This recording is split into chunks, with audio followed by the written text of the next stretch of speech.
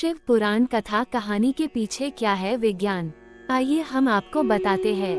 क्या शिव का महत्व सिर्फ सांस्कृतिक है या फिर इस भस्म से सजे योगी देवों के देव महादेव के अन्य पहलू भी हैं? हिंदू संस्कृति में पुराणों की चर्चा खूब मिलती है।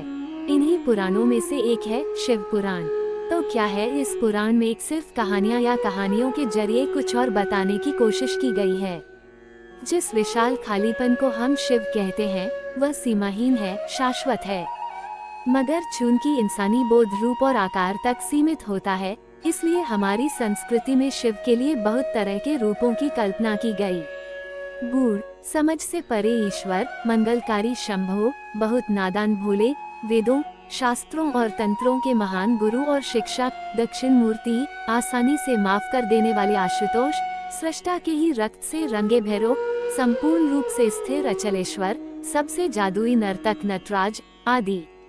यानी जीवन के जितने पहलू हैं, उतने ही पहलू शिव के बताए गए हैं। आमतौर पर दुनिया के ज्यादातर हिस्सों में जिस चीज को लोग दैवी या ईश्वरीय मानते हैं, उसे अच्छा ही दर्शाया जाता है। लेकिन अगर आप शिव पुराण को ध्यान से पढ़ें, तो आप शिव की पहचान अच्छे या बुरे के रूप में नहीं कर सकते। वह सब कुछ हैं, वह सबसे बदसूरत हैं, वह सबसे खूबसूरत भी हैं। वह सबसे अच्छे और सबसे बुरे हैं, वह सबसे अनुशासित भी हैं, मगर पियक्कड़ भी। उनकी पूजा देवता, दानव और दुनिया के हर तरह के प्राणी करते हैं। हमारी तथाकथित सभ्यता ने अपनी सुविधा के लिए इन हजम न होने वाली कहानियों को नष्ट भी किया, मगर शिव का सार दरअसल इसी में है। शिव की शख्सियत जीवन के पूरी तरह विरोधाभासी या विरोधी पहलुओं से बनी है। अस्तित्व के सभी गुणों का एक जटिल संगम एक ही इंसान के अंदर डाल दिया गया है।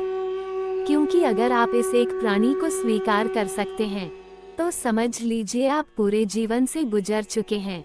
जीवन के साथ हमारा सारा संघर्ष यही है कि हम हमेशा ये चुनने की कोशिश करते हैं कि क्या सुंदर है और क्या नहीं, क्या अच्छा है और क्या बुरा। लेकिन अगर आप इस एक शख्स, जो जीवन की हर चीज का एक जटिल संगम है, को स्वीकार कर सकते हैं, तो आपको किसी चीज से कोई समस्या नहीं होगी। शिव पुराण कहानी के पीछे क्या है विज्ञान? अगर आप शिव पुराण की कहानियों पर ध्यान दें, तो आप देखेंगे कि इनमें सापेक्षता के सिद्धांत, क्वांटम मैकेनिक्स के सिद्धांत, पूरी आधुनिक भौतिकी को बहुत खूबसूरती से कहानियों के जरिए अभिव्यक्त किया गया है। यह एक तार्किक संस्कृति है। इसमें विज्ञान को कहानियों के जरिए व्यक्त किया गया था, हर चीज को साकार रूप दिया गया था, मगर बाद में जाकर लोगों ने विज्ञान को छोड़ दिया और बस कहानियों को ढोते रहे।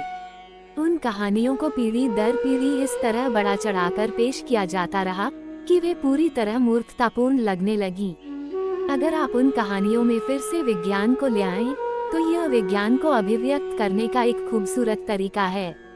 शिव पुराण मानव प्रकृति को चेतना के चरम तक ले जाने का सर्वोच्च विज्ञान है, जिसे बहुत सुंदर कहानियों द्वारा किया गया है।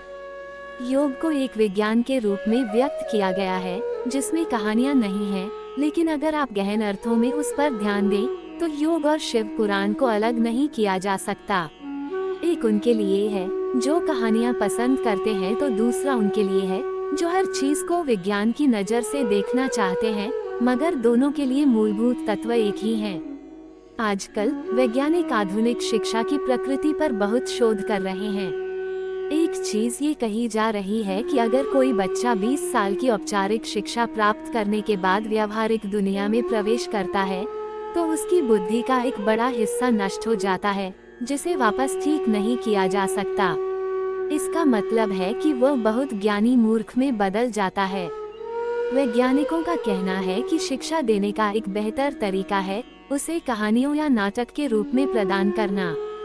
इस दिशा में थोड़ी बहुत कोशिश की गई है, मगर दुनिया में ज्यादातर शिक्षा काफी हद तक निषेधात्मक रही है। जानकारी का विशाल भंडार आपकी बुद्धि को दबा देता है, जब तक कि वह एक खास रूप में आपको न दिया जाए। कहानी के रूप में शिक्षा प्रदान करना बेहतरीन तरीका होगा।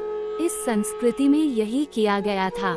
विज्ञान के सर्वोच्च आयामों को बहुत बढ़िया कहानियों के रूप में दूसरे लोगों को सौंपा गया। यदि आपको इसी तरह ज्ञान टिल्ड ध्यान के बारे में जानकारी प्राप्त करनी है, तो हमारे चैनल आध्यात्मिक ज्ञान सरोवर को लाइक और सब्सक्राइब जरूर करें तथा अपने दोस्तों को शेयर करें।